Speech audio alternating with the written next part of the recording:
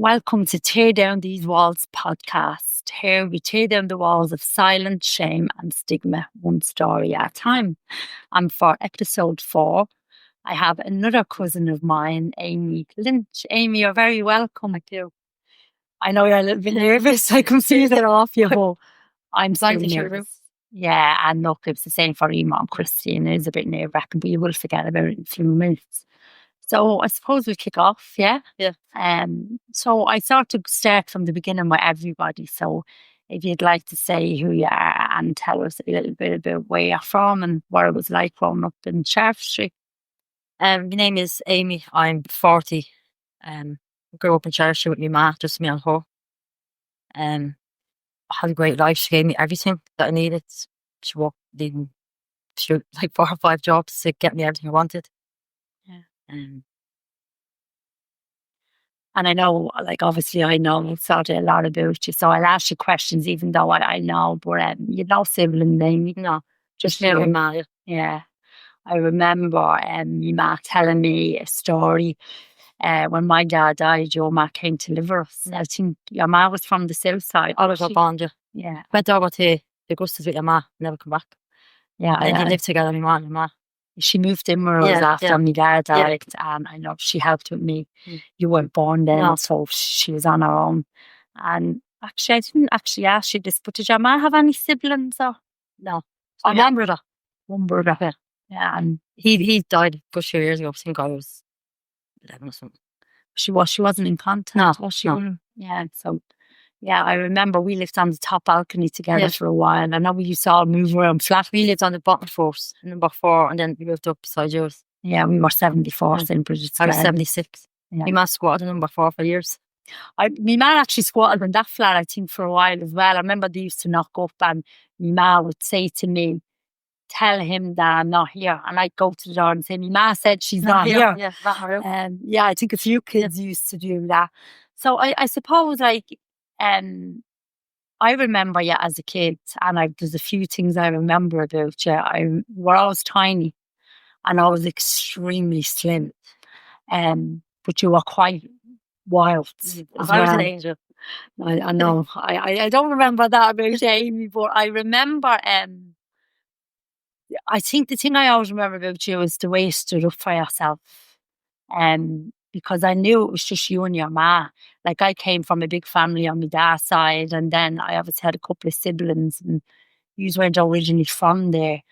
And I remember, and I think I'm wondering, did you feel like you had to be tougher because you didn't have a big family there? Or? Yeah, I just think it was where we were from. You had to be tough in that area. Like, you just had to be. Yeah. Just stand up for yourself. Like, I remember one particular time where there was a babysitter minding us. Julie, and I think you were acting up. I don't know what you were doing. You were acting the maggot.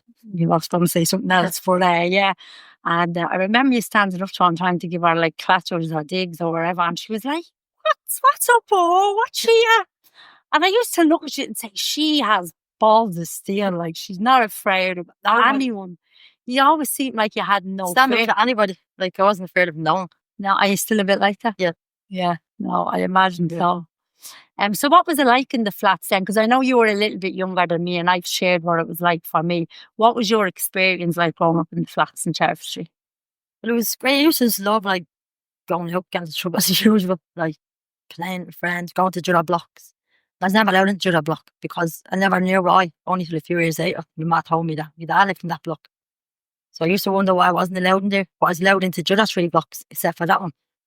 And it was only down my ma told me my dad, I was like, that's why I wasn't allowed in Emily flats. In St. Leonard's. Yeah. I never knew that, Amy.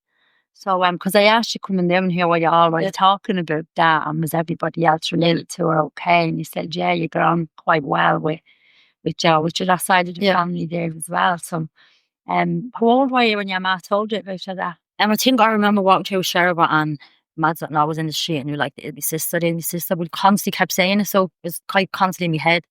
So I asked your man, she said yes. So I think it was about 10 or 11.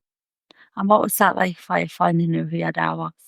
I think it was actually good because I felt like I had a dad, and like I used to always say, I haven't got a dad. And then it was like, so I was going out saying, yeah, you were my brothers. Ma told me I'm my dad, or your dad was my dad. and you got plenty of brothers and sisters when Yeah. you got told that. So Mads always, I know 'cause that's his nickname Yeah. for anybody like that would have been Stephen. Yeah. And did that change anything for you, like when you found out?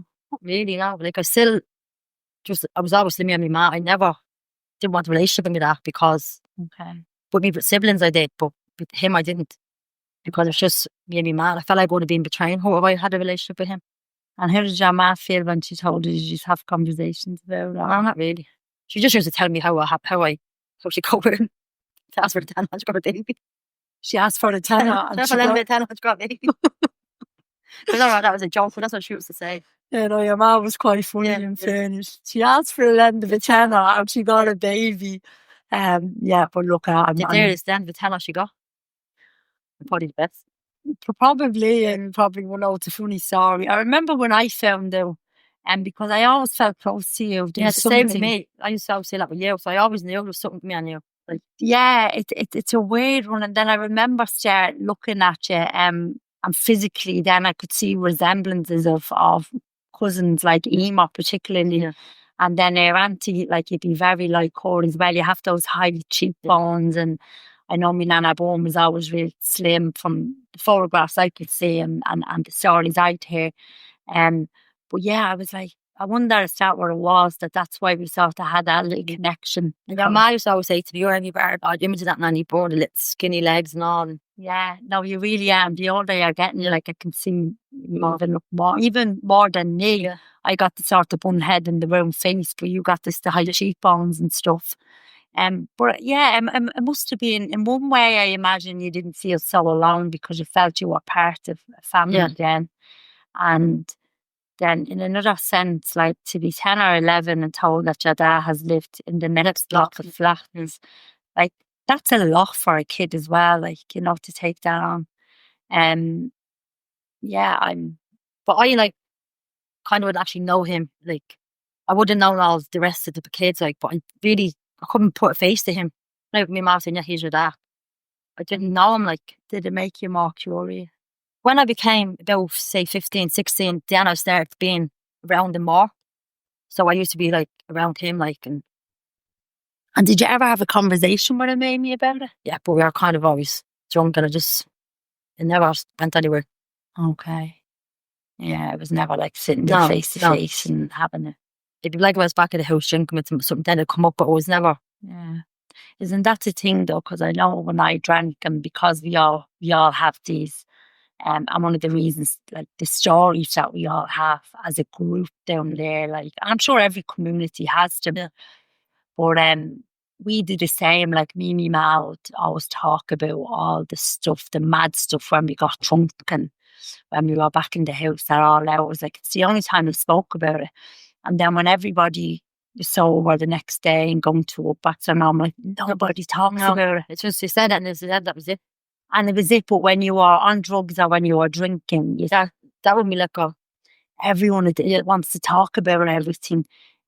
Which is a real shame because, like, I know even with me ma, actually, when I did the fourth episode of what was supposed to be the fourth one, something happened in that with me and me ma. It was like the first time without alcohol we ever sat and spoke about all the things that we went through and how we felt about it. And I could see a real sadness in her eyes. And it was like she saw me for the first time as a child, what I went through. And I saw her for the first time as a grown woman, what she went through. And something lovely happened in it, Amy, for us. And I was like, why did we never do this before then? And not even though she didn't want to release, it was great for us just to talk about it. You know, it lifted something in us. And I think we both, I know she rang me 2 days later and she apologised for the stuff that I went through that she felt responsible for. And I cried because it was like I always wanted her to be able to acknowledge the suffering. Yeah. But this is the thing, like I think the reason why as well I did is because so much suffering happens through our parents, and it's not that they want us to suffer. It's because that's the only way they knew how to live and deal with things. And how would you feel like, would you ever have been like, I know I had to go through an angry period with me ma. get to where I am now, and I have nothing but love for her. I can't imagine my life without her. So I'm wondering, like, did you ever feel angry towards your ma, like, over the situation with your dad? Or? No, because she done her best for me, so there's nothing for me to be angry for, like, with her. I was just glad she didn't lie to me when I asked her. She told me how so she would have lied to me and said, no, he's not. Maybe I probably would have been. Like, let me go around them saying that to my siblings when, and my mom saying no. Maybe I would have been. But she told me yet when I asked her how she told you. Yeah, so I didn't really have anything to be angry with her for. Yeah. Like, he was the one that walked out, like, so they didn't want that to do with me, so. But yeah, he obviously told his kids because they were able to tell me. Yeah. So he obviously still he didn't deny it, just to me and my mom, he did. Okay, and then you could have conversations with them when you got older. Yeah, because I know I asked you because I wasn't sure what the situation was with that, but I'm sure that's good for you. No, I actually got right into what them I did, like, went to day one, like. Yeah. And I'm trying to probably get a picture as well. What was school like for you? What was your education have been like? So my school was good, like the education, like my grades in school was good, but I was just very bad at school. Like, where I used to rush on my work, and then I disrupt the class, just because. And then I was like fling things at the teachers and all, and I got thrown out of class. But what my work is always great. And did you go on to secondary school? Yeah, and then I got thrown out of How old were you when you got? It was the second week of third year, so I would have been 15. Just before your junior certificate. So I had to go and do my junior cert and all in Beach.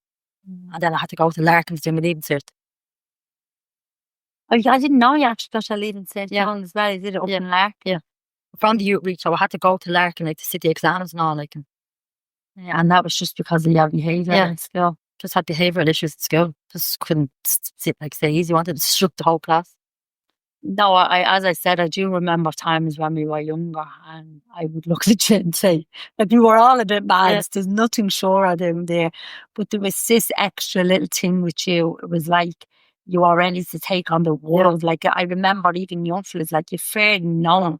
I mean, there's people down there that when I was a kid, if I bumped into, I would, have a bit of fear in me, or I would back down. I think, no, she'll kill me. I'm not going to say anything to her. But I always remember that about you. You just had no fear. Afraid of nothing. Like, it sounded to anyone. Yeah. And I suppose I'm trying to get a picture of what it was like for a kid. So I know so far, like, that was a massive thing for you, which of that. Yeah.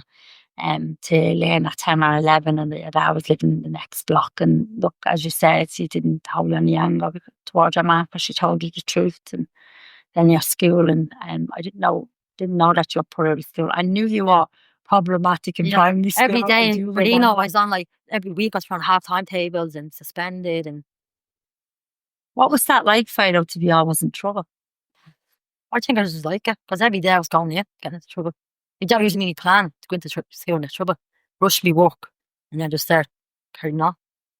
Like, I used to be flinging things to teachers while at the blackboards and all, like. Then my ma would be called up, and I'd be more shit with my ma being called up than I would be getting thrown out of school. About the teacher, for what your ma would say. And how did she deal with you? Like, what would your ma do? The only thing my ma would do for me was ground me, because I wouldn't, like, do anything else would. Being grounded, you say, didn't like it. Didn't we all hate that, though? Like, because. And then I used to wreck my ma's head, and she'd say, get out. She couldn't stick me. She couldn't stick me. You're mad. I think for us, like, because I know I said it in the previous one, like, we were out from morning till night. And if you had any anger, or you were anyway rebellious, it was a great place to grow up. Yeah. Because there was so many things for you to get up to get into trouble. To mischief, To get up to mischief. Like, it was like a playground for rebellious. I was always up to mischief. Ma couldn't walk the streets, and somebody was pulling her, saying, Amy doing this last night, Amy doing this. But my ma was like, wasn't my name. She's defending you all the time. My name. She was in bed at such a time last night. And did you never say to her, no, I did do well? I did, then she was to up. So that's what I think. Because I remember once someone pulling that and saying she threw it was Halloween, threw a bleeding coke or something out the window. And I was like, yeah, it wasn't only me. And I was like, shut up, to say it wasn't you. I know there was a few families. I know when your ma came down, they mentioned the Augustus that your ma came into. And then I know there was another couple of families that your ma got really close to. Like I do remember that is what, even though it was only you and your ma, you always seemed to be part of someone else's family with them as well. Like that was a Katie, Monica, and all, and Maggie. Like Maggie was treating us our own. Like still very close to them as well. Like yeah, I remember them, and I remember they were a massive part of your life. See, Maggie lived right next door to my mum around the bottom. So it's like the guys to go away with them and all. Yeah. They're still really close. Yes. It was nearly like an adopted family, wasn't it, for you? I know Sinead Kelleher used to mind me when I was a baby. And Leander used to mind me. Yeah, like I do. I still do have memories, of being in John's as well. And then my mum would tell me the stories about them always having me, especially after my dad died. And then I remember you being really close to them as well. What was because I know a lot about this podcast is about sort of the challenges that we have when you grow up in a community like ours, and I knew yours was a bit of a special story as well because of your ma, and that there was just the two of you. When did drinking come into it for you? Because I know I was really young. Like I started at about 12 drinking and experimenting down there. Do you remember what age? Yeah, I used to rob my ma's cans actually, so it would have been about 14. I'd rob one, and that'd be it. Like, but tell you, I used to go when I was 15, like out with other people's ideas and all. And yeah, well, it would mean drinking, just a few bottles. Out to think it was a backache, then like home. But that was just weekend, like sort of the norm. Yeah, just a few bottles, just be home and all. I think I believe 1 o'clock probably even. That's a big door in, because something I never been anywhere. You're always really small. Yeah. And I never had the age. I'd imagine your attitude at the doors as well sometimes. I think I'm barred most places now. I still get barred places up to today. I'm not surprised. No, you still as someone to say to me down here for a midget, you've an awful attitude sometimes. I do get that. But when did when would you have started experiment with drug? Probably a few years ago. It was only a few years ago. No, but I'd say almost 40. About say me 20s, I say. Yeah, I was a lot younger. Yeah, when I was 18, 19. I used to hang out in Summer Hill. I used to take E. Wow. And then I didn't like the experience after that, but I used to do it every single weekend. And then I had one bad experience after years, and I just never went back on.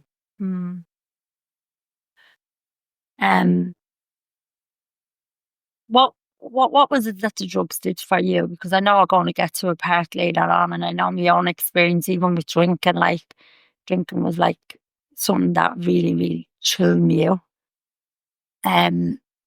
Like I got great relief out of drinking. Like I think we touched on it. Like I always felt like there was an anger and there was a fuel in you. Like that's why you weren't afraid of anybody, because like, as I said, it was like you could take on the world, and you did put it up to anyone and everyone. Did you find when you drank that brought whatever that was inside you down a little bit? No, when I used to drink, I just used to drink just because everyone else was like, and the drugs, I never really needed things. I was always hyper as it was. I used to just take it, like. But just the last 2 years now, I've been drinking just to block everything out. But as a teenager, and in my 20s, I was just drinking because just to have fun. Yeah. I do, and I hope you don't mind me saying this, because it's sharing a bit about myself as well, and so I don't mind. But like, we don't have to. Like I know, if I was in the city, like when I moved to, and if I was in there with my husband, or I know then I brought then my partner after that. Like I would have always rang you, and because I knew Amy would be up and she'd be having a few drinks at the weekend, and I knew you'd always invite me up if I rang you. You'd never refuse me, and you'd just be up there with your ma. Your ma would be drinking a few cans, and we'd be drinking, but then we'd be also using drugs as well. That so she can't see that. Well, you'd have that much respect and fairness that you'd be like, right, I won't do it in front of the elder. You wouldn't have a notion anyways. Like we would have been like that with me ma. If we went anywhere and we got really, really drunk, and obviously then the coke had come out, and my ma would say to me, "You have to be absolutely twisted 15 minutes ago. Did you get your second wind?" That's what she'd say to me. And I thought that I was being really respectful, not doing it in front of her. It didn't matter if she was in the same place as me, I thought. But it was very normal. Like, it wasn't even like I was doing anything really bad. What was it like for you, like when you'd have the parties like up in your apartment and you'd be drinking? Like, did that feel abnormal to you? Because I know for me it didn't. Even. Like now, where I'm at, and because I'm sober, and because I obviously haven't drank or I haven't used drugs now for years. Like, I can't imagine now exposing, say, my house to that or having that in, and I wouldn't be comfortable with my kids doing it around me. Now, that's not to say if I go anywhere with my kids and we're out together that they're not going to be kids and teenagers and do that. But I just know in my home, like, this is like my safe space, and I like to say it's like a sanctuary for me now. But did it ever feel wrong to you, like if you'd be sitting there with your ma? No, because it's like, it was a normal for me and my ma, because you went out every week, and then you bring people back, and usually my ma's idea to bring people back. Yeah, I'd be like, "Mad, no one's coming back tonight." And I mean it, sick of this every weekend. She's like, all right. And then she'd be like, come back to mine. So my ma wouldn't have a clue. Like, my ma used to think you smoke coke. So weird. That used to be a thing for me where I'd be get away with everything, like going in the toilet and sniffing, because she wouldn't know. She didn't know. She thinks I smoke. She didn't have a breeze about coke, like, so that way I got away with it. Yeah. So it's just like a normal every weekend. But now I wouldn't have anyone in the house drinking or doing drugs like that anymore. And it's like, I remember the way I used to feel if I did it, when I woke up the next day, even if I cleaned the house, which you'd have to, because to be smell of cigarettes, but the house nearly felt tainted on you. Like, it nearly felt like it didn't matter how much you cleaned it, there was this horrible atmosphere from having people back. And when you're drunk and you're out of it, like, all your barriers are gone. You'd let people in that you don't necessarily. I'd have strangers in my house. Yeah. Like, I came back to my house there a couple of months ago, I think it was last year, with 2 Ukrainian people. I met them out in the pub, brought them back to my house. Didn't give a fuck, trusted them just because I met them in the pub. Like, I would just bring anyone back. And you don't even realise the dangerous situations you could be putting yourself in. Like, I would have probably not as much strangers when I was younger, but it was only because I didn't have the opportunity. It wasn't because I wouldn't have done it myself. I sit on the road when I was drinking and talk to anyone. I think now for me, I'm like, oh God, thoughts of ever doing anything like that. But I knew it was real normal. I mean, I know anytime I would go back down to my own area, you could ring probably 4 or 5 people in their phone book, and someone would be having a house party, and you could go back, and I always knew that you'd always. There's always playing someone. I remember the time, I know your ma put a nickname on my husband, Mattress Nick. We went back and we were having a session, and she, I think he got into our bed, didn't he? She came out of the room and said, he's in my fucking bed. And then she started calling him Mattress Nick. Put that name on it then. Yeah, I remember. Then he come back the last time and she was asleep on the bathroom floor another time. It's like, there's so many stories like that. And it was weird because I had a conversation with Carla. Only the other day, and we were talking about this type of stuff, and I was saying to her, I felt like after he died, I got really bad. I think I felt like I used to hide everything really well. Like, so the kids don't know that, like, I used drugs, because they'd never seen me doing that, and they would never do it around them or anything like that. And Carla had a really honest conversation with me, and she says, no, Ma, I would have started copping onto things that was going on, if we went to parties or whatever, and say the kids were there for, or if we were away somewhere. And I genuinely, Amy, thought that she says, you think everything only started happening when my dad died, but it wasn't. It was happening before then. But I was living in this fantasy in my head that the kids don't know anything, and I'm really good at hiding it. And it turns out I wasn't. And I was delighted that she was able to feel like she could say stuff like that. She says, I'm only really ready now to talk to you, Mad, about it. And I think this is one of the things, another reason why I wanted to do this, because we sometimes don't even realise how we're affecting other people around us. Kids, and for some parents as well that don't take drugs, and that kids are taking drugs around them. So I just thought I'd share that. And I know, because you said your mom was bringing people back. Like, did you ever the next day give out to her and say? Yeah, it was Tuesday, bleeding arguing the next day. No, saying that's done. It's done this weekend. So it's always my house. Always my house. But yeah, it still happened all weekend. All week he'd be like, no one's coming back. I'm not drinking. and just go again. As soon as you get the drink Yeah. on, then you're out. You bring people. Come back You to just normal. don't want the party to end. No, no. You want to keep going, and then you're talking about the same thing. All the time, the same crap all the I time. know, I know. Yeah. I remember saying to someone, if someone had put a mop in front of me, I'd spoke to the mop for 4 hours straight. Or if someone started talking about a sweeting brush, to be a conversation still for 5 hours about Yeah. a sweeting brush. You just talk about it crap, and they lose the thing. You make a big a 2-hour conversation over it. Yeah. And I know, is there anything else about your childhood that I haven't asked a question that you feel like you'd like to talk about before I start to move on to other stuff? Like, is there any big moments or events that happened to you like that really left a mark on you? Or No, I don't think of anyways. no, teenage years. Teenage years was good, just troublesome as well. It made things easy for you. No, I was always in trouble. Getting arrested, you know. Well, like I was just getting arrested all the time. I think the guard having knocks off them as well. I didn't even know that. Yeah. Amy. Then I'd be like, what's your name? I'd like Amy Bourne. Like as the born sister, I think my great. I actually spoke about that in the last email. You know, when you come from a big family and like you have a lot of male cousins and they're all sorted, you all have names for themselves. Well, that's why I used to give their names, because I knew they were bleeding like big in trouble. So like yeah, and I say, like, isn't it mad that when you're younger you wear that like a badge of honour? Yeah.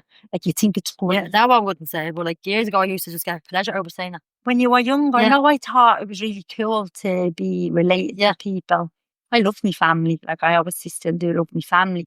But it's only now, the older I've gotten, that I see how much sorrow and death and like was bestowed on them, you know, because they were part of a family that was involved in crime. So I see it completely different now. But when I think back as a kid, I do nearly feel sorry for myself that I thought it was a great thing. Keep saying it, like, you know, that I was part of this family who had a name. Like, where I wasn't getting it anywhere. It's just like, I don't know what the thing was to say. Like. But in their area and where we were from, it did give you sort of status. Like I never felt too afraid growing up there, because I knew I had so many male cousins that if anyone did anything to me, backup, like. I could ring one of them, not ring me back then, but I could go to one of them and say to them, such and such is after doing whatever on me, or it's going to kill me. And they would come out and defend, threatened her with them, like threaten people with it. Yeah, and I didn't know that you used that too. Yeah. I remember getting arrested when I was in the back of the guard at her. Had the hand for someone that was pinching the guard, that cop hanging off, because I was like, my ma told me if anyone hits me, I had to hit them back. So I was pinching the cop out, and he's like, well, I'm not hitting you. I said, you're holding me, so it's the same thing. So bought out 2 charges, I think, that night. Yeah, no, you were absolutely wild. Like, no, I was wild, and I know that, and I've shared a good bit on it. Like, I got into trouble with the police. But if I got pulled by the police, I wasn't going to start. Oh, well, I know, you stood up to everybody. I remember you the night that Julie and Jessica was babysitting us, and I don't know what you were doing. You were carrying on, and you start trying to punch. I don't know what to do, because I used to hate being told what to do. I think that's what it was. You were probably telling you to stop or whatever. And I remember, I don't know if it was Julia or Jessica saying, get down and get home after the pub. She's going fucking home. We're not minding her anymore now. We're done. But I do remember all that about it. And I think because of all the stuff that was going on with me as a kid, and then the bit of work that I'm after doing on myself, I know now why I had that in me, you know. So that's why I was asking the question, like, of what was it that had you. Like, I would have thought that it was because it was just you and your ma, and you felt real protective of yourself and your ma, and you felt like you had to stand up to everybody, especially living in a place like Church Street, because if you are soft, or you couldn't be soft living down there. You had to be strong and be able to stand up for yourself. Yeah. But this is what I'm saying, because I had the big family behind me, I knew I could always run to them.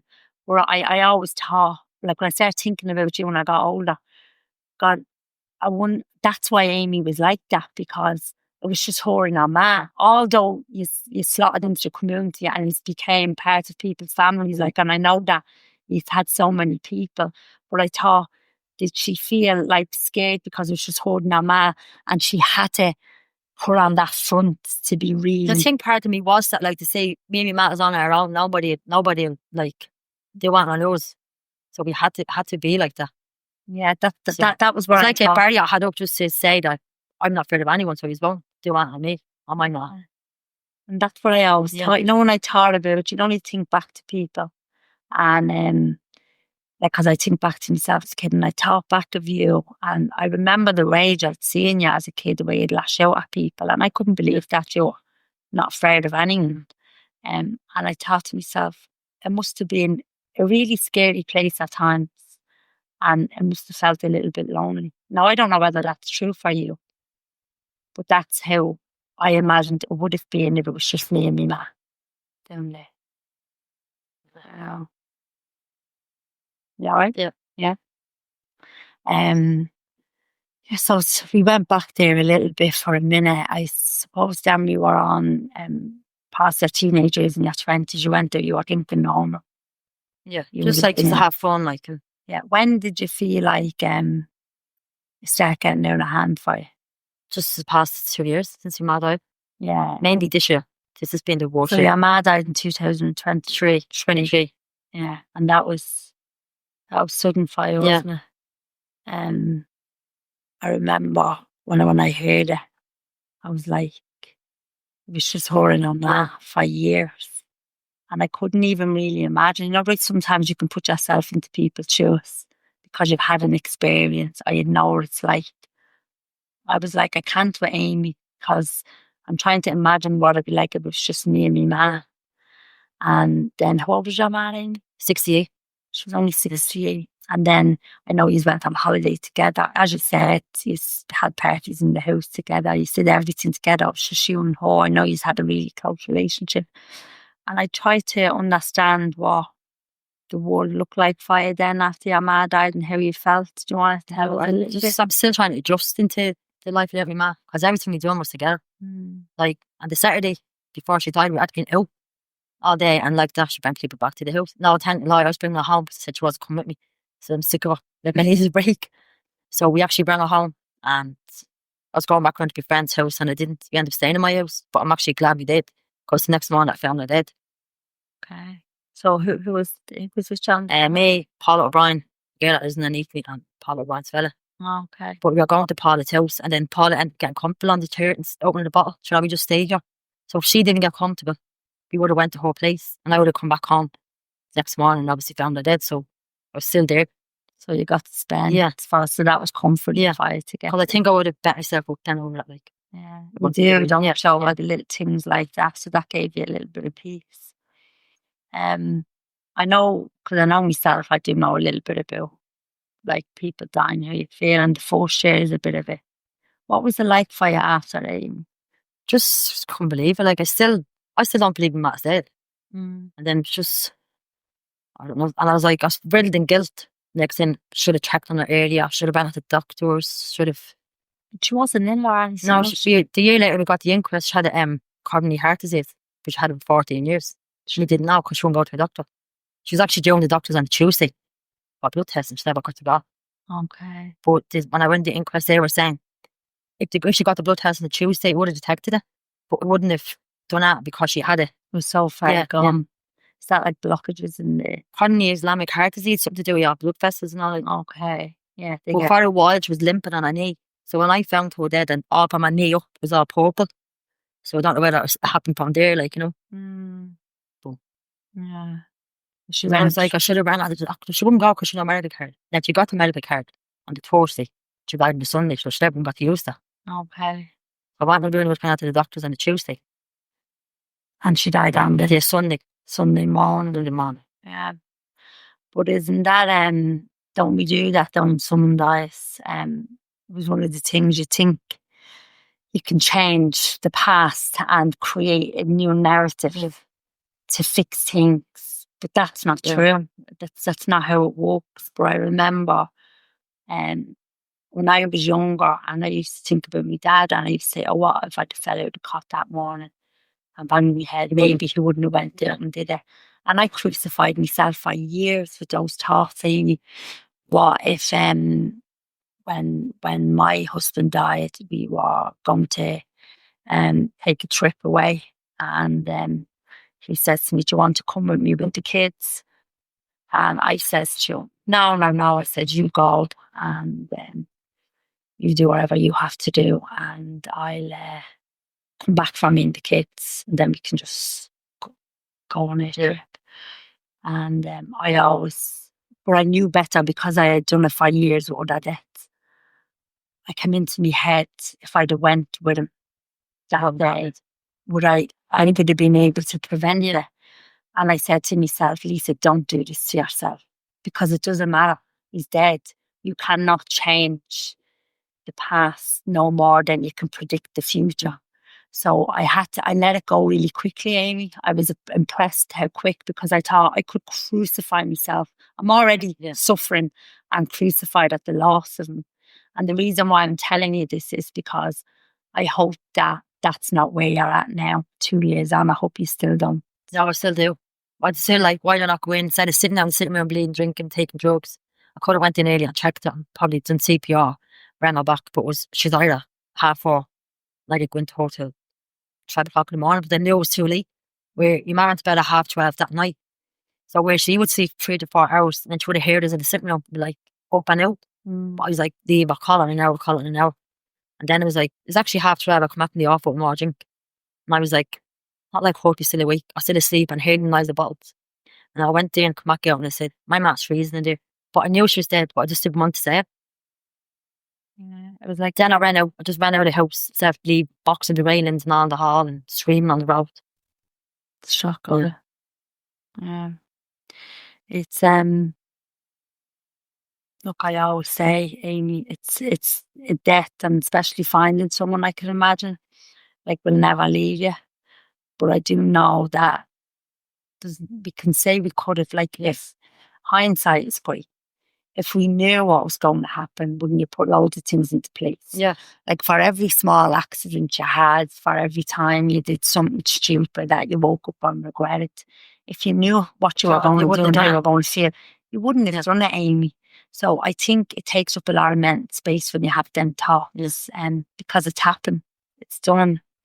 And the only thing you can do is learn from past mistakes and try not redo, the same mistakes again in it. And I think we all have a time. I think, whatever your time is to go, that's your time, isn't it? And there's no one that can sort of save you or stop it happening. It's life. We're not here forever. We're here for the time that we're here for. And, for me, I feel like whatever time I have left, if I can be a better person, and by a better person, start was to stop drinking and taking drugs and be a better mother, be honest, and create a good life for myself, Yeah, well, that's what I've done in the last 8 weeks. Tell us a little bit about what it was like for you, how the drinking went to a different level for you. Well, it was just like drinking, it's like that every weekend, taking drugs, thinking like block it out, like missing work and just saying don't give a fuck. Didn't give a fuck about anybody. Didn't care about my job. Like, boss was sending people out to my house so I wouldn't answer the phone. And like, and I know everybody was worried, but I didn't care. I was like, fuck them, fuck everyone. Just drinking, like, and then. But this year has been the worst year by far. The second year. Yeah. Yeah, I think the first year are in survival mode, and it's just about surviving it. And then the realisation that the person is not coming back in the second year.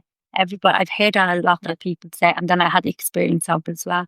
The second year can be brutal. And then see this year, like, well, last year, Debbie, I lost Debbie. So it's like, my mad had a latch onto her. She was like another mother to me. I know you're really close to your phase, and I'm really, really good to you. Like, I remember Debbie dragged me down to the doctors and all because she knew the weight was walking off me. Like, you come back from this holiday, you're going off that drink. So I had to go. I went down to bleeding 6'9", I think the weight went. Yeah, thin anyway. I've always been naturally thin. But I was literally unhealthy. So I went up off the drink, and then Debbie died in June. So then that broke me again. So here I was, I'm not going back on the drink because I don't want to let her down. And then I was feeling guilty saying, letting Debbie down, but I'm not saying I'm my ma. So then that was like breaking me as well, So you had the two. Well, you're in a short space of time. And just for anyone who doesn't know, Debbie is got a family in Sheriff Street that you're really, really close to that. I mean, I think you called them your similar sisters, like your sisters, and I know Debbie was the last year, so that was only 10 months after my ma. 10 months after your ma. Yeah. So it was like that was in a lockdown. Then I was like, I need to get myself together. And then it was the summer holidays. I used to dread the summer holidays some more because I knew I had all days nothing to do, so I could drink and drink and drink. I wouldn't have to go to work. So I would dread them. So then I got myself back together again. And then just this year then in January, I think it was February, I found out I was pregnant. Delighted, like everything turned I around. remember hearing the news and I was absolutely thrilled for you because like that, I'd always think, oh my God, is she really lonely, you know, to myself. And then I was like, God, having a baby for her will be amazing. And I was delighted, like my March 70 was coming up in March, so I was dreading that. And then I was to find out, and the thing was after my friend's 40th. And then I was like, I was organised a big party for my ma because she was organising that night before she died. So I cancelled that and I said, fuck it, just going to do Herbal Master with all baby scan and Paul. So we done that. And then everyone started noticing because I was shown, like, and then 2 weeks before, 2 days before I was 3 months for the scan, I was just the hottest shit, Amy. I had a miscarriage. So that knocked me back on the drink. And since that, I've been drinking constantly vodka every single day from home from work. I've only stopped 8 weeks ago. Like I had to go AA meetings and all for that. And I feel the better if I never drink again. I'll take drugs. Look at the fact that when your ma's only dead 2 years, you lost Debbie and then you had a miscarriage, and to sit here with me, because I know some people who don't have drink problems or drug problems don't realise, you know, a week is great to be able to not drink because you want it so much and so bad to ease that pain inside, Amy. And when you told me you hit the straight vodka, I was like, shit. Because I know once you go to the straight vodka, you're not drinking to socialise and be happy. It's just to block everything out. To numb the pain, Amy. Like it's suffering. Like I was drinking that and then going to sleep. I was drinking it and going running club. Like I'd come back from running club one night after drinking a Red Bull and vodka. And then in the pre-workout bottles that I did wet and the fresh for running, I had vodka and down and taking the halfway through a bleed 5k run. It's insanity, isn't it? It's absolute madness. Coming back one night with pins and needles, feeling weak, and I was have to stop. But I didn't. I got worse. Well, running 5k and drinking, but I ended up running 7 then because the vodka came in and I boost. But it was numbing pain in your ears or your legs or wherever. Look, the reason why I think drink works and there's so many people suffering with alcoholism is because it works for so long.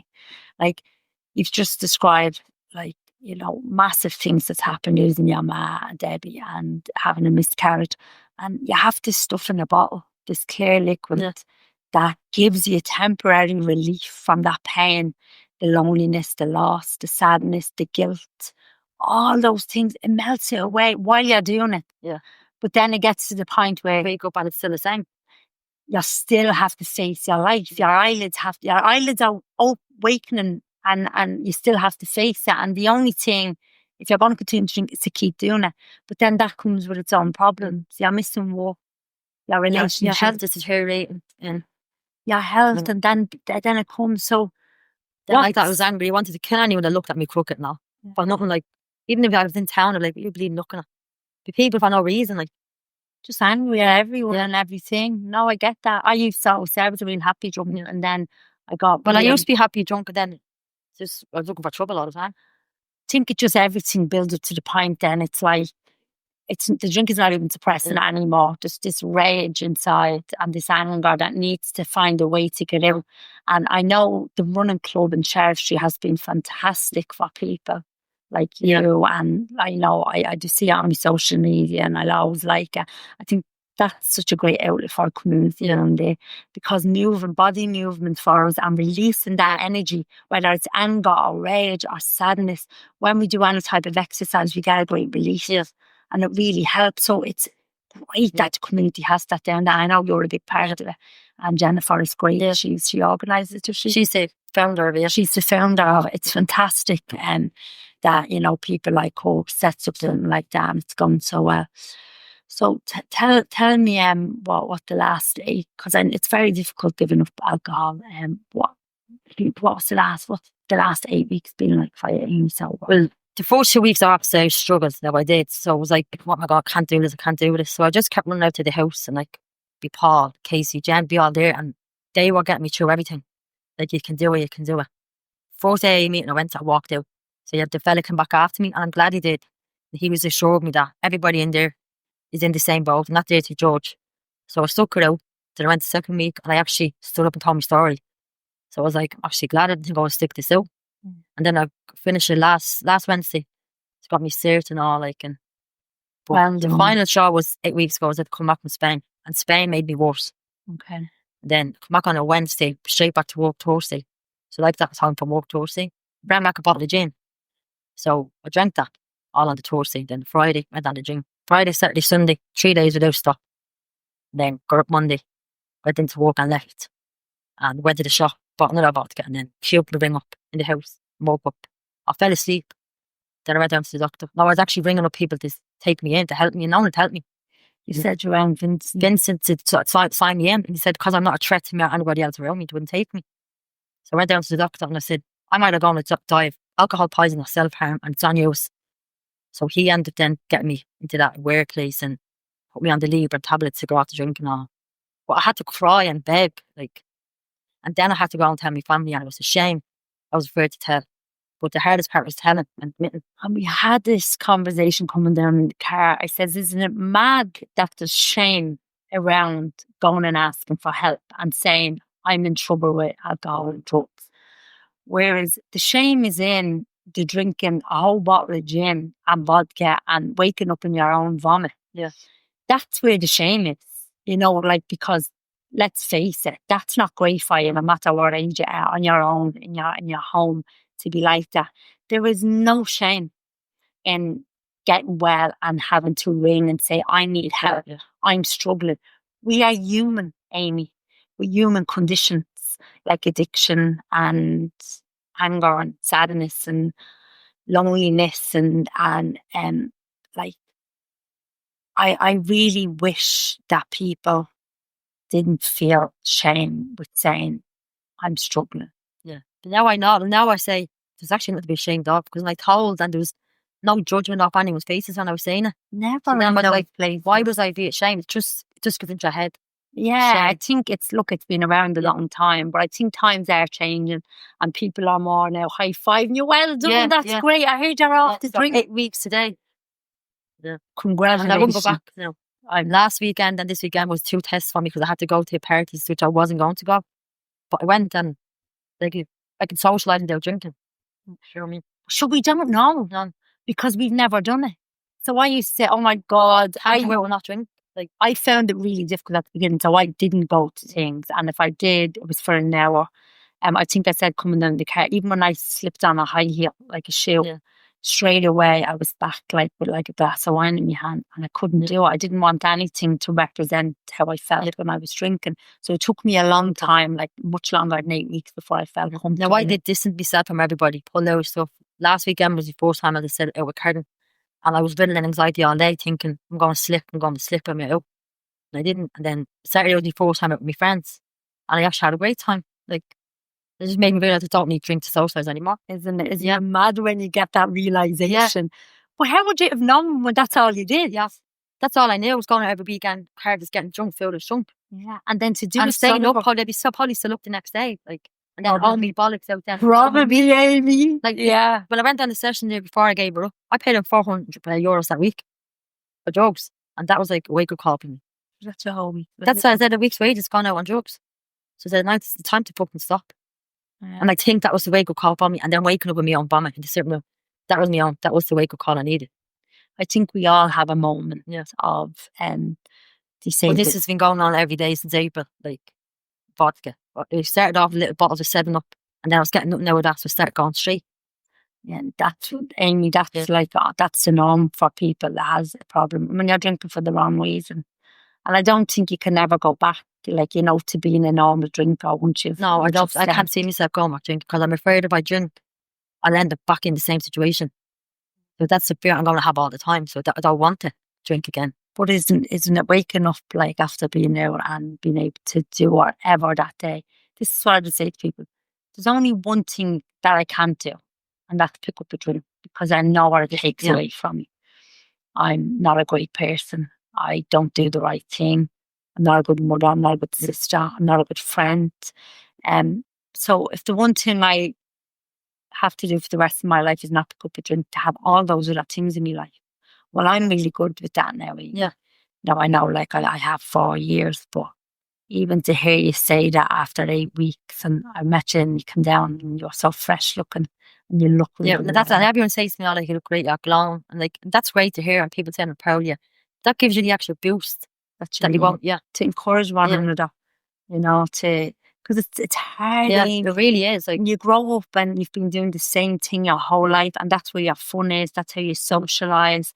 Like, it's so hard to let it go.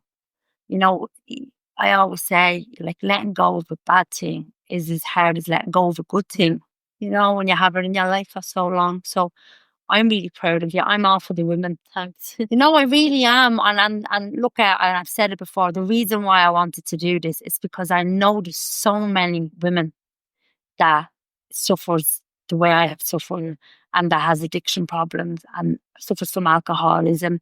And when I thought of all the people who I grew up with, and when you text me and I says, look, if you ever want to, and you says, I'll do it, I was like, brilliant. Yeah. Because it's people like you that I grew up with that I'm looking to give advice and a platform so you don't feel misunderstood, and to rid ourselves of that shame and that guilt that we put on ourselves that keeps us drinking, and to find your voice, to find your truth and whatever it was, you know, in your struggles, and to be able to say it out loud and to move on from it into a brighter future for yourself, Amy. But my next thing now is I want to get off the Xanax and the sleepers, like, and with tazapine, antidepressant tablets. Like, I never knew what panic attacks, anxiety attacks was till my died. And I suffer with them every single day. Now, to be honest, the last 8 weeks I haven't had as much. Like, the Xanax intake is gone Why down. do you think that is? As a drink, obviously, like, Because it affects the nervous system. Yeah. I was floored with panic attacks. So when I I said, was and I drinking. never knew what they were till my mad died. Like, literally, I was diagnosed with chronic anxiety, PTSD, when my mad died. And I'm like, that's my next goal, is to go off the Xanax. And then the sleepers. And then to go to the ILAC centre. I can't go in the ILAC since my mad died. Is that a place that you love? Because we had to be up town the day before she died, and she had to be up and bought all Debbie's kids out Christmas pyjamas, the new bed covers for us. And it's just when I went there to take panic attacks. Yeah, but do you know what? That's really normal as well. Now, I tried it before I went to Spain, and I thought it was great to do it. Yeah. So I got in, I was going to the protein shop and took a panic attack, and I threw my purse, threw the phone, smashed the screen of my phone. The man and I ran out after me. I said, I'll never again. But I will one day. I'll get into it. You'll know when it feels right for you, Amy. I remember I couldn't have a cup of coffee in the morning for, I don't know how long it was, what the time frame was, because that was my ritual with my husband. We'd have a cup of coffee, and I couldn't do that. And then I loved football. I was a massive football. I remember you all played football years ago. Yeah, I played that. I played it for St. Catherine's it was when I was young. Now, I loved sport, always loved sports, but I was a massive United supporter, and he was Liverpool, and we used to have like Sundays in the house and have people over. See, when you were saying Liverpool, sorry, my man loved that You'll Never Walk Alone song ever since Travis Ronan. I played it in the crematorium. And I played it in the crematorium because my mum always say she wanted it from me. Yeah. And that's why I played that on my mass. Because she said that song was lovely when the court was closing for Shervy. So that's why I said I need that to not be mass. Yeah, he was a massive Liverpool supporter, and I thought it'd be only fitting for him. No, I played that because my mum, she always said it from Travis Ronan. That was a lovely. I didn't know that. Yeah, that's why I got that. I played that on my mass promotion. That's lovely to actually hear that. Yeah, I didn't know that. Yeah, but like I've never watched football again. No. I've tried once, and I don't know what it is. I thought I will someday, but I never got back into it again. And it's one of them ones for me. No, I just accept it now. It's fine. That part, I was a massive football supporter, and now I'm not. But this is the thing about deaths, I think, Amy. I think they change us, definitely. It changes a person big time. Like. There'll be parts of us that we probably never get back. But then something beautiful can evolve as well. Like, I mean, you're sober 8 weeks, and you're sitting here able to talk about it and speak about, like, that you felt shame going to an AA meeting and now you don't. I mean, that's something lovely happening out of something really awful that happened to you. Yeah. And I always say that to my kids. Sometimes the worst things that happen to us bring us to a beautiful place. Because you have to go through something bad to see it. You have to be in that dark and desperation, but something lovely can grow from that. And I think that's a message to send of hope for anyone really struggling, you know, and sharing your story. If I never thought I'd get back into work, because your mom worked in the school that I work in. And I didn't think I'd be able to settle back in that job. I was like, don't know how I'm going to go back. But I actually got comfortable being in the job every day. So until I can't work that anymore. And then Where I had a different effect. and as soon as I went back, I spent in that thing was 12 o'clock and Trevor and met me outside. And I was like, my nerves is gone, my nerves is gone. As soon as I went in, I felt great. Like I thought, like, this is part of me. Like, you probably felt something. Yeah, my in there, she worked there for 27 years.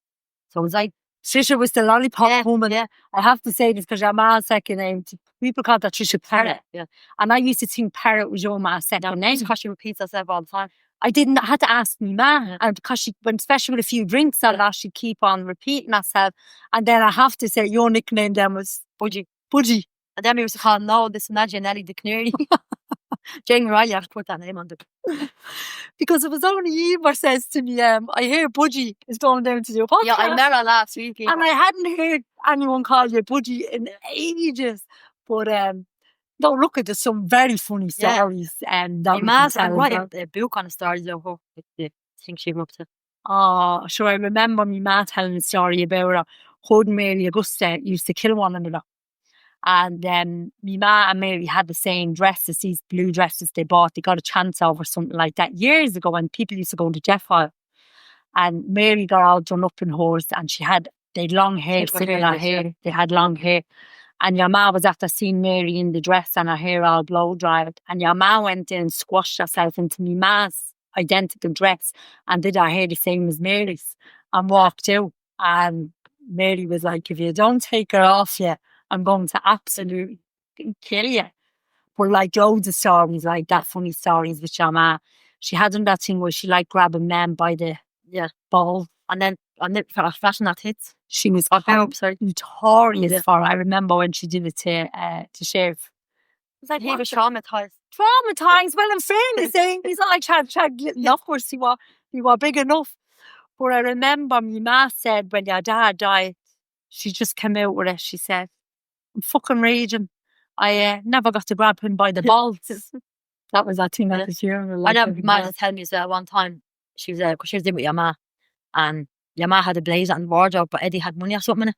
And my ma took Lenny's jacket and she's running through your ma's jacket and she's running through the flat. And Eddie was like, where's that fucking blazer gone out of the wardrobe? He's like, your ma said, "Tish, that's one." He's like, it's fucking £500 and that. £500 was always money. A lot of money. So to me, ma said, just took £50 over and gave it back. So the two went out with £50 because he hadn't got a wash at the group. She was going over to breed one, I think, to get a lend for her and your ma, but she had to take £50 out of that money. So she was still lying when she found the £50 was a lot. Eddie was running around the tree, look at the flats looking for her, the blazer back. I'd say he was, not too sure. Did you used to get sent for notes for like a lens? Yeah. You know, ma, I used to get sent out to Buddens asking for cans of the slate with a letter. I used to go down and get cans of Buddens, but gas, obviously, that Buddens, with a trolley. Yeah. I used to get for 24 cans, I'd be sent down for them. I don't remember getting them on the slate. Now, your ma's gave me a note and said to give Amy cans to me till Thursday. And your man, Vivian, I think it was, and Mickey Gallagher, he owned it. But Vivian used to be on, he used to give them. I think it was only him that was a gift tip, but he was only always sent to him. Yeah, but your ma, they know your ma down the sure they all drank in there. But I remember the fucking notes, I hated them. And I'd open it and read it, before I went to the house, and it'd be to ask for a lend. It could be £10 Amy, or something, like it wouldn't be a lot of money. Because £10 to get the laws, like, or if not over the shop and get stuff on tick as well. On the bill. Yeah. Get out, put 10 years to get stuff on the bill and none of people's names. You used to buy smokes on the bill on someone else's name. Do you remember if your ma didn't pay, you wouldn't go in the shop because hide for ages. Because he'd be like, tell your ma I'm looking for Tell your ma I'm looking at that message. Shame again. Yeah. Like, you'd have that shame as a kid because you'd be like, they're calling me, they're telling me that from all my friends that you owe money. Yeah. I do remember your book money. Yeah. I used to hate that. Get the money out of Vincent's and Paul to pay that book. You get money off them. He was getting £1 a week or something. I think like the school would say pay £1 a week or £2, whatever I could afford. But I remember if my man used to say it in front of everyone as well. And I remember the shame in school when my name was called out with me ma. And I'd say, please, would you not just pay it all together? And she'd be like, I don't have it. It was like $12.50 or something. I don't know. I just remember every Thursday my seemed like £50 a pound or something to pay off the books. Yes. And I remember these keep calling your name out for I don't know how long, and you dread going into school because you'd say people think my ma has no money. Yeah. Do you mean people think your ma has no money? She has no money, exactly. To pay, but you had that shame, didn't you, growing up? Like, if even though everyone was in the one boat, you still wanted to pretend that you weren't the worst or that your ma had something. You know, I do remember feeling like that. Your ma was sort of good, wasn't she, Amy? Like, I mean, saving wise and for holidays and stuff. Yeah. Like, he's always went on Went holiday away every year, yeah. That's what we went. Used to have Santa Ponza every year. Since Noel and Eddie was kids, me and my ma's go with Sandy, Judy and Jenny and all. So last year I went back to do my ma's ashes, but I didn't want to go. But Jamie and Paulie came with me and the 2 kids, so done the ashes, but the holiday was an end of an era for me. I couldn't go back over it again. And I done the ashes tonight. That night I was like, I didn't even come out the home next day. I said I'd look back Santa Ponza now again. That was the end of an era. So long. We've been going for 18 years in a row. And then that year was the 4th year we didn't go because we had booked to go to Tomlini's. So we had to go to Tomlini's on the Thursday. My ma died on Sunday. Now I went to Tomlini's this year. I didn't know how I'd feel, but I actually had a ball. With my ma's best friend and all over there. He lives over there. But it was something that I tried to do. I tried to keep traditions going. And I was like, no, this is the way we do that. You know, so it was still we. Yeah. I was still living in like past, like he was still here. And I remember starting to change the traditions, and it was much better for everyone, Amy.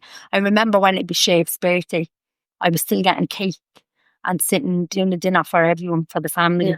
And I was lighting, say, 49, 40, 41, whatever the birthday was. And I was singing Happy Birthday. And I remember looking at the kids' faces. And I was like, I was saying I was doing it for them, but they were uncomfortable. They were miserable. They didn't want to. And I remember I started to change the way I was doing things. And it was much better because it's a new chapter for you, but you get stuck in it, don't you? Like, because I still, obviously, this will be my 2nd birthday, still celebrate that. I go to Spain, I go to London. I still come back with a bottle of gin, but behind me ma's run. But I obviously won't know unless it's 0. I still buy me my presents for Christmas and all. Like, it's like just a thing. I have to do it. I feel like I have to do it. Well, you do it until you feel like you know you're ready to move like on. the holiday with Santa Ponza, I said I have to do it because we've done it every year. Now I won't go back to it because you're like, right, it's gone. It's an end of an era now. Like, it's not. There's nothing there for me anymore. I find though that, like what you're saying, acceptance is a massive part of moving on. You know, it's never going to be like that for me anymore. So let's move on to something new. But change is really difficult. I struggle to accept. Like, I struggle to accept my ma's death. So that's why I think I still do everything that she did. You know, until I finally accept. 2 years is not a long time, Amy. I'm only coming around. Like, well, I'd say probably getting sober was a big part of me being able to accept the way my life was. But Carla would say that she's only started to come around and really enjoy things again. That's 10 years, Amy. So don't be too hard on yourself and just accept where you're at with what you're doing, you know. But I think getting sober that was a huge thing. That's fire. It was a huge thing, and now I'm not. I don't care about telling anybody now. Like, where I'd be like, people saying to me, why are you off the drink? And I'm just saying, I'm not able to anymore. Now I don't care to say that I have a problem. I had a problem. Well, I wouldn't tell anyone at the start. I was just saying, not able for it. Now I'm saying, like, I'm in A's. I was in A meetings. I had a problem.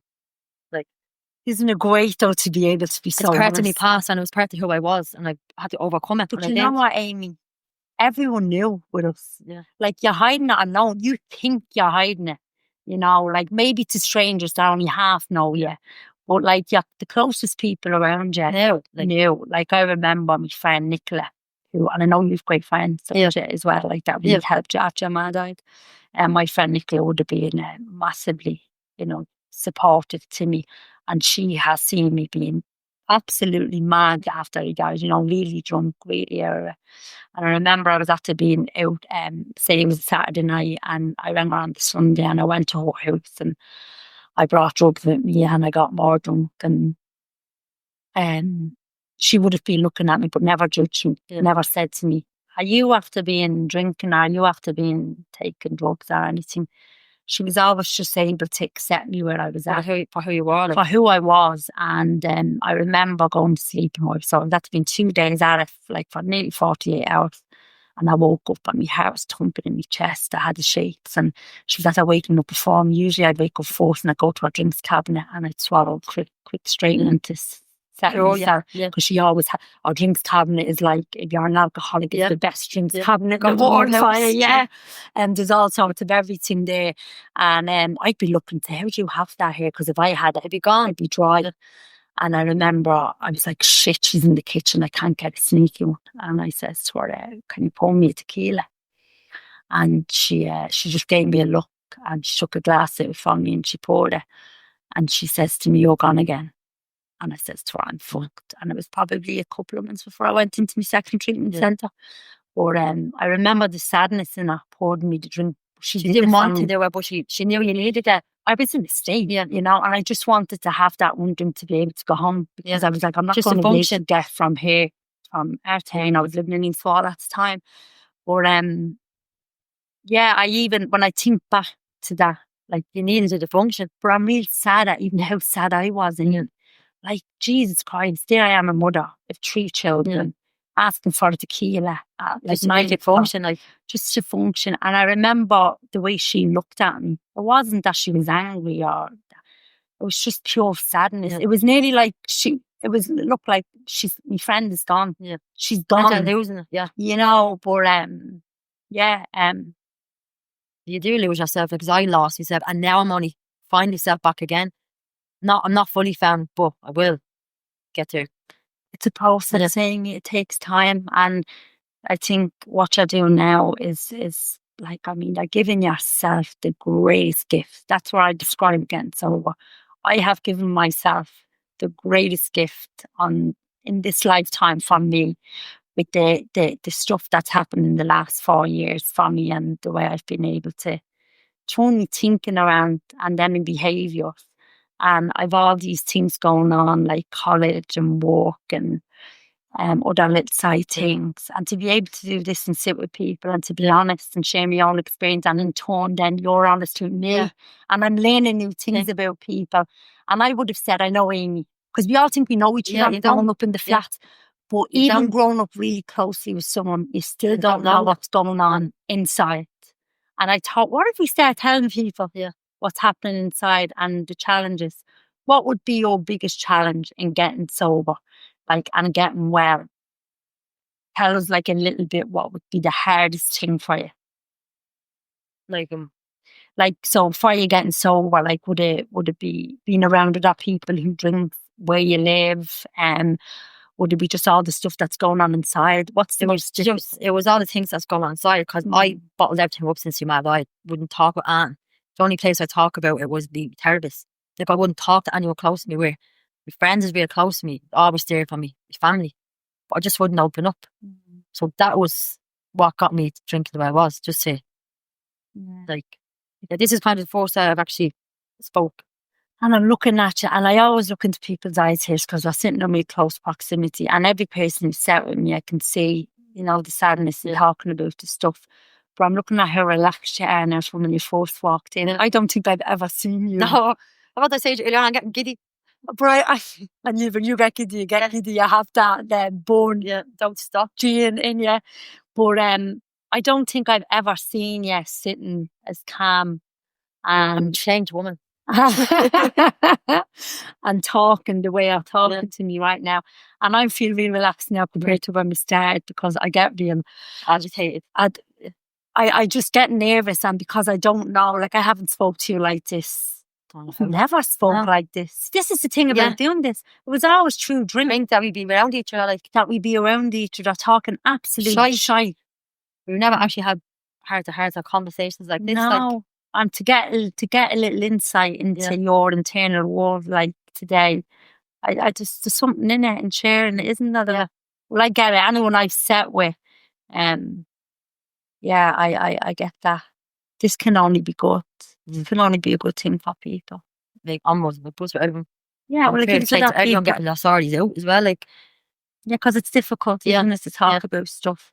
But I do think that, in a way, when we do it, it gives people the permission to tell theirs and to rid them of themselves of shame and stigma and to break through that silence. Why are we quiet?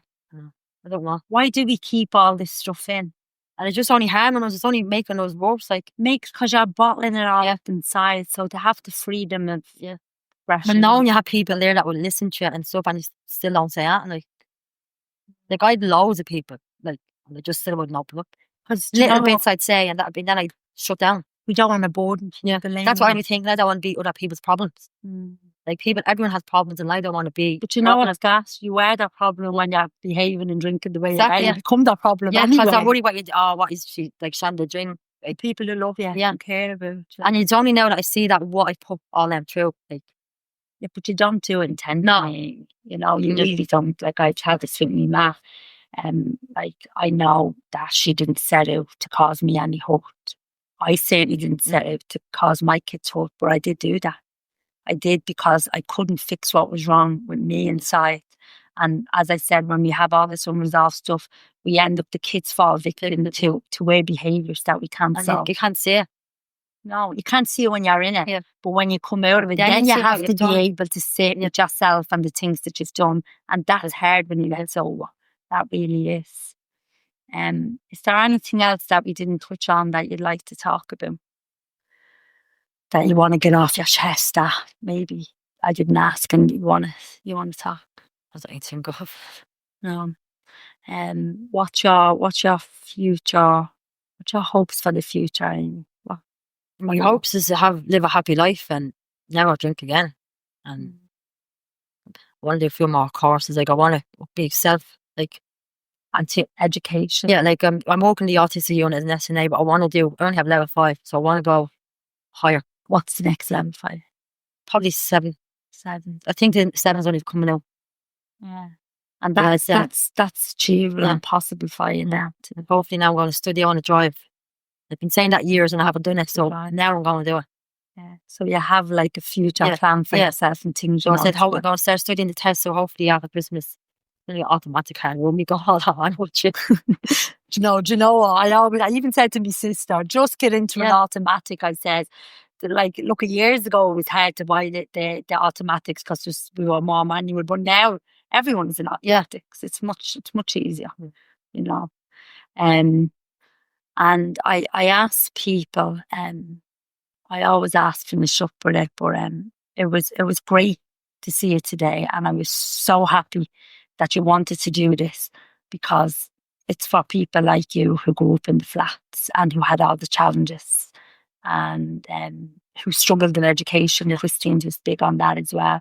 And I know yours was a different experience. You are always in trouble and you're always messing and getting put out. And even with those behaviours, it would have been difficult for you to learn, or for anyone to teach you, and to hear you wanting to go back now because you're in a really good place. And it is possible for us now. Yeah. It's you know, we can go back and take courses and we can get into 3rd level. I think doing it while you're drinking and using is probably nearly impossible. No, wouldn't be able to function like they want. No, I know, because I tried. Yeah. I was out in my youth and I was that tired and wrecked from trying to go to college and drink. I used to get in the back of the car on my lunch break and have a sleep. You know, there's no way I was going to succeed. There's no point in doing it then if you're not going to get proper grades. Well, your head is not in it, Amy. You can't. You need to have a clear head. Not at that level of drinking, like drinking straight from the bottle, straight from the get. I'm sorry, but there's not much you're going to be able to do in life when you're at that level. You can't really walk with the shop to me gaff, let alone even study. Exactly. And then, you know, at least, I suppose, you tell yourself so many lies where you have these great ideas when you're drinking, and I'm going to do that. Everything's going. And then when you get so, you're like, I'm not fooling. Yeah. I was only fooling myself. One of the things I feel, where are we at now? We're at an hour and 14 minutes. Oh, well, that's deep for the way. It goes really quick. I told you once you get into the conversation. If there was any, because the podcast is tear down these walls, and for years I've been trying to tear down walls.